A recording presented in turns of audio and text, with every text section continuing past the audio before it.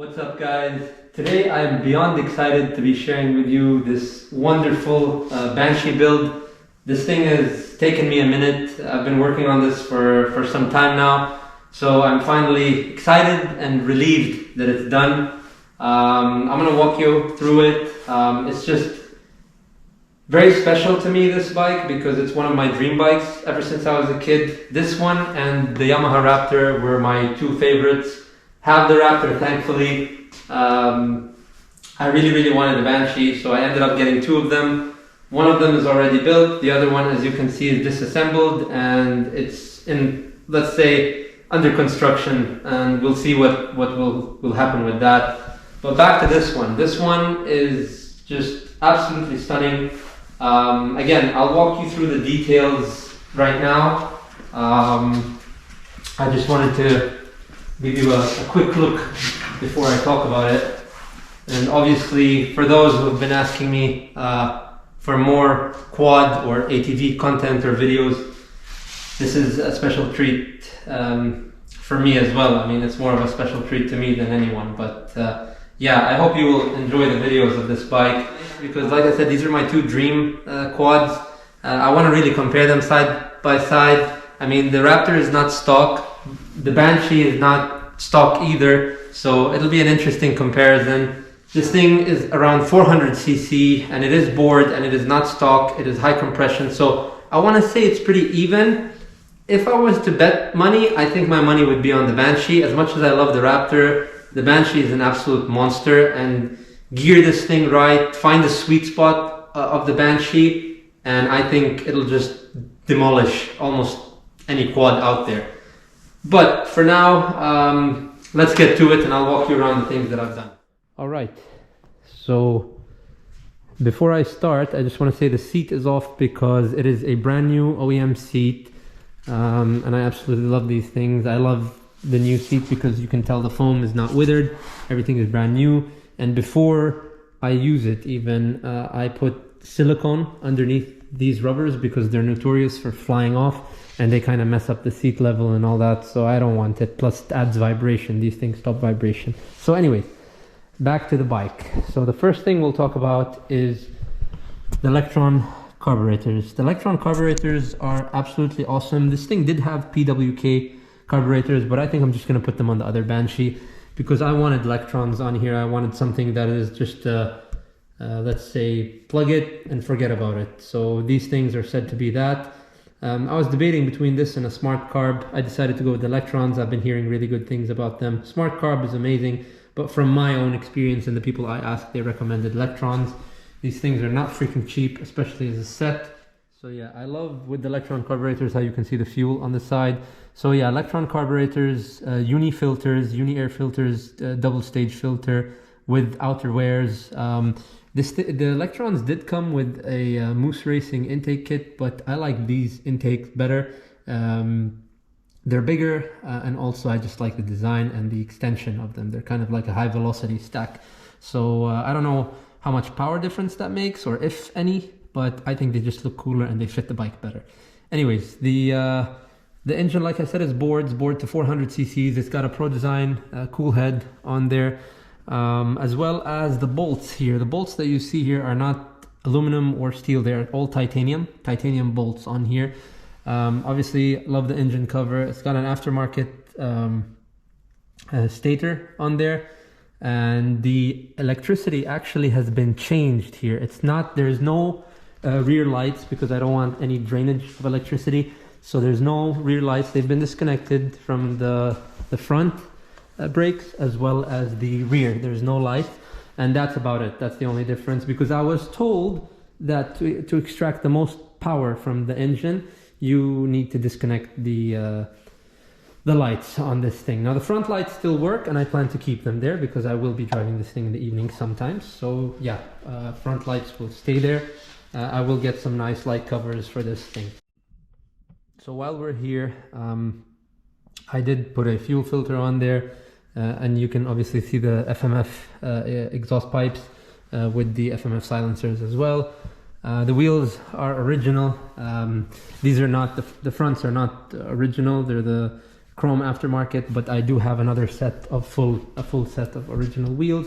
I did install a tachometer here, but I also installed a tachometer here with RPM and temperature sensor because I like to monitor the temperature on the two-stroke. I think it's a must-have if you have a two-stroke to always monitor the temperature. Also with the electronics here, what I did is I put this very clean, by design engineering, this very clean electrical cover. Now this is a high temp resistant cover. It's like a shroud to protect all the wires. I did put a heat wrap here, but it finishes right about here. This is not for anything. I do love the look of the pipe without the heat wrap, but I noticed that with the electrons and these big uni filters, things are a bit tight here, and you can see that already this filter is touching the exhaust, and this will protect my filters from getting absolutely destroyed. And it might not even protect it in the long run, but it will help reduce the wear and tear of that. So this, let's go here since we're here.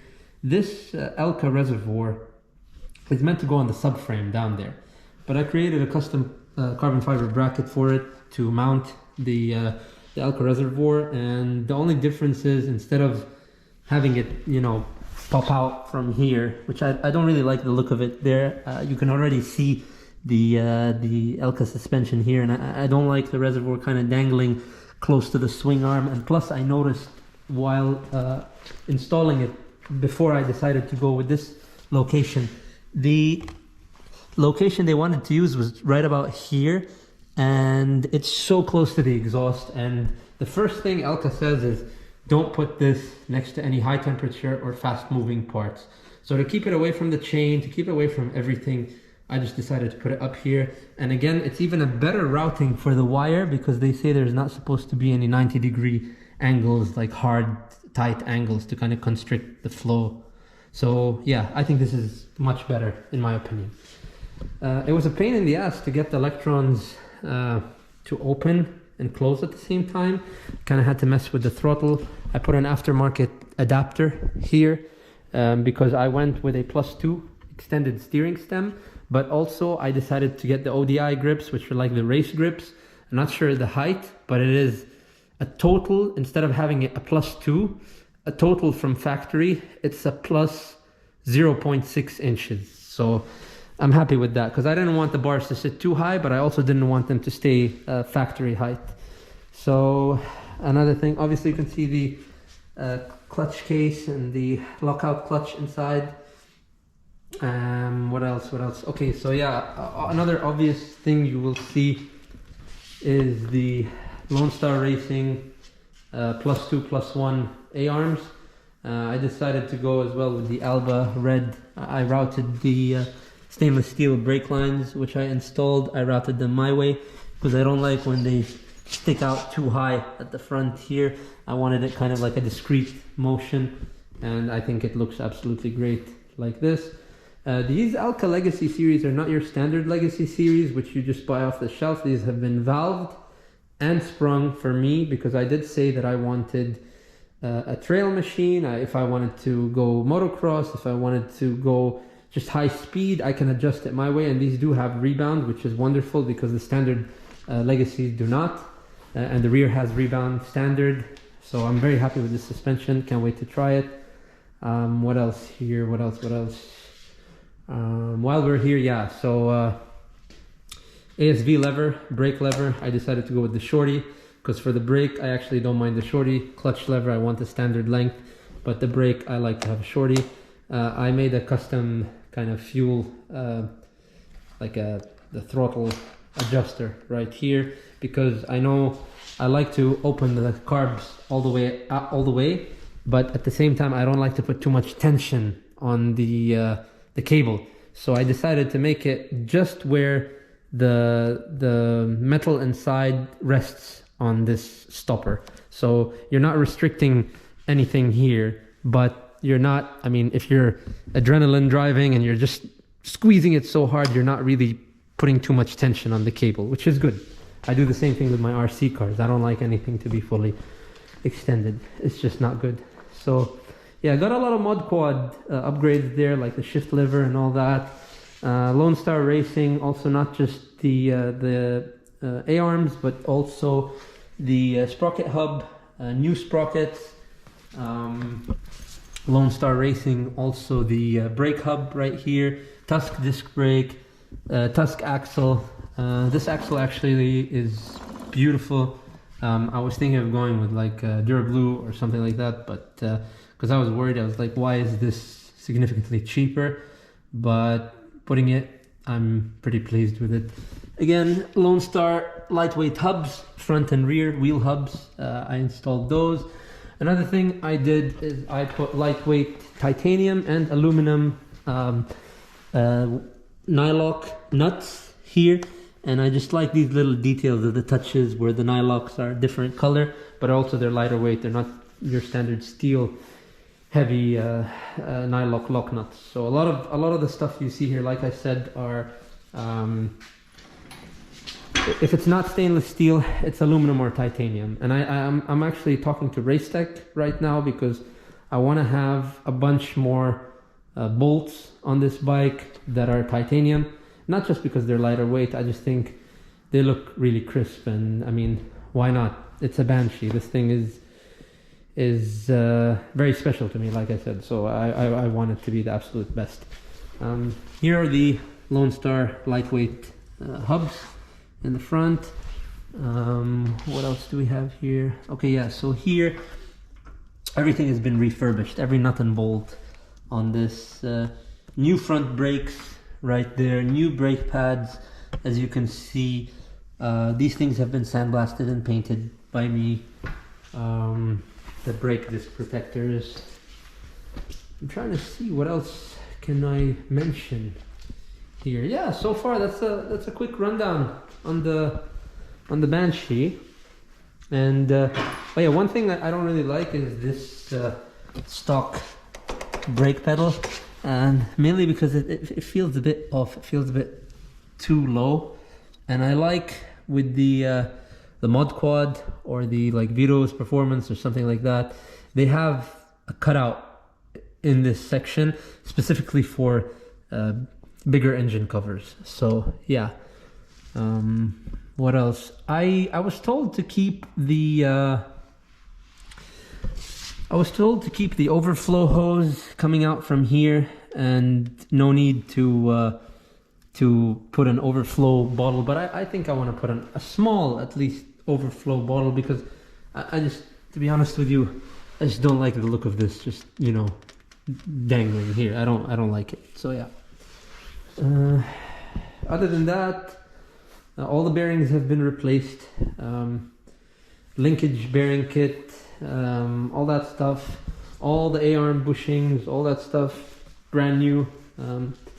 All that stuff came from Pivot Works and All Balls. So yeah, I got them from Rocky Mountain, so it was pretty cool. And TM Design Works chain slider and chain guide and chain, whatever this is called, the roller. Super Sprox, small sprocket, which I think I already filmed. And that's it. That's it for the Banshee. So yeah, very happy with how clean this thing is. It wasn't like that, but with all the work and replacing the steering stem and all that stuff and all the bushings, the A-arms, the axle, the bearings and all that stuff, it turned out absolutely beautiful. Handlebars even changed, all that stuff. Yeah. And I don't know, I didn't mention the Megura clutch, so the hydraulic clutch system is here.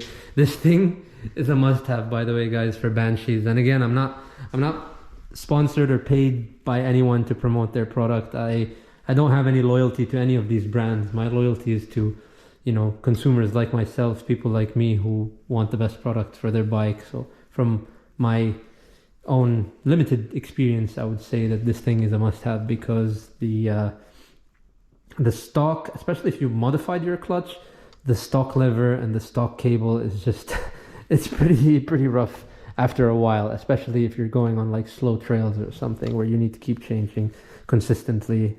So I didn't forget about this guy. I love the Raptor, and the Raptor is absolutely, really, it was my favorite bike before the Banshee.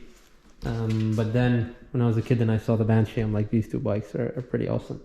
Banshee is just like a very unique creation with the twin engine. I mean, you got 2 cylinders over there, and you have the beautiful exhaust, the blown exhaust from the side.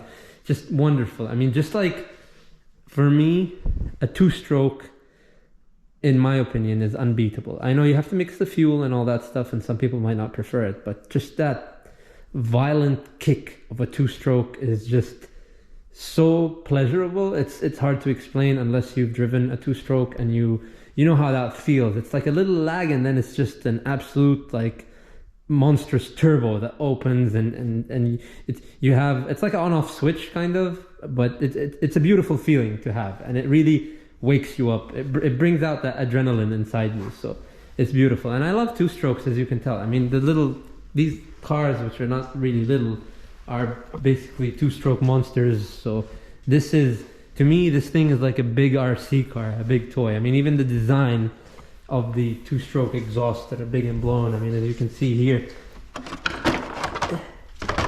I mean, very similar, you know? That's what I love about this stuff, is that it's all translated. It's either translated down or translated up. And mind you, I see a lot of things that are in this scale that are designed better than the big scale, and vice versa, you know?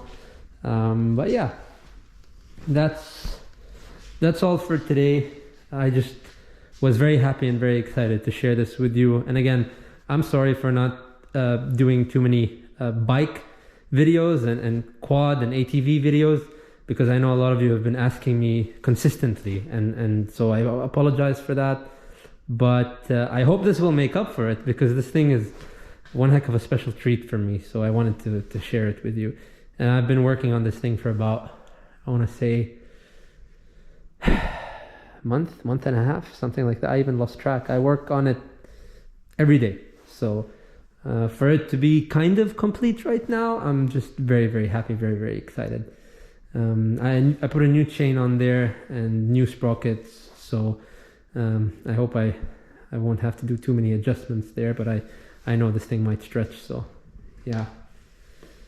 And okay, so we're kind of drying a little bit-ish, kind of. Yeah, okay. So I might actually, okay, for you guys, I'm actually gonna put it on so you can see how it looks with the seat on. So I just popped the seat on there, and look how clean it looks. Brand spanking new. Again, this thing wasn't cheap at all. These seats have gone up in price like crazy. So if you can find one there, I would get it, to be honest. And I love the fact that it's new foam. I'm gonna keep this thing inside. A lot of these bikes that I've gotten have been stored outside and all that stuff, so the foam is kind of withered. So I'm planning to preserve this and keep it in mint condition. I do have a Factory FX grip cover, and again, this is not really cheap either when it comes to grip covers, but I think this is one of the best. But I honestly don't have the heart to tear into this one and put the Factory FX grip cover. So what I might do is, even though the foam is kind of withered on one of these seats, they're still not bad. So I'll either do this one or that one, and I believe this is an old OEM. So that one I think is a Vito's Performance seat. Pretty sure it's a Vito's Performance seat, which is not bad, it's good, but I want to keep the OEM stuff, you know. And first of all, I'm going to remove this leather and check. You see how the foam looks? Yeah, it looks pretty beat up, but I'm pretty confident I can make this work. So I'm gonna take that one off and make it the Factory FX seat. Also, with the spare set of wheels I got a set of street tires, because I don't care where, I don't care how, I will be driving this thing on the street. Even if I have to go to private property and trailer this thing to private property and drive it on the street, I will, because it's so worth it. And like I said, I love how I kind of designed the bike. The engine I didn't do much to, because the previous owner spent a lot of money on the engine. And I feel lucky, because when I was talking to him, he's like, he spent so much money on the engine, but he didn't want something that's like a cheetah cub or whatnot, where it has insane top end but not really too much on the low end.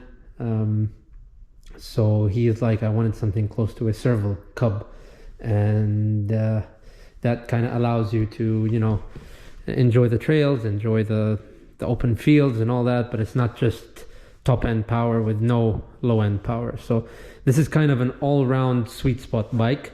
I will be making a 421, that's a must, and that's what's going to happen to the other bike. The engine that's sitting over there is gonna go on that bike, and it's gonna be either a cheetah or a serval cub, I don't know, but we'll see when the time comes. Right now I just want to enjoy this beauty and savor the moment, and I'm not going to start with another project bike because holy crap, it takes a long time. So I'm just super excited that this is finished. I do have some more surprises coming for this bike. There will be a lot of carbon fiber, custom carbon fiber, genuine carbon fiber, not carbon fiber look parts on this bike. I have to, you know, the carbon element, carbon fiber has to have some kind of carbon fiber has to be on this thing. So yeah. Anyways, guys, in the next video of this bike, hopefully you will see it running and you will see an onboard and external footage of this thing. And man, this thing sounds absolutely beautiful. That's what I love about it. So yeah, guys, I hope you enjoyed, and as always, be safe. See you next time, and I hope you enjoyed the video. Ciao.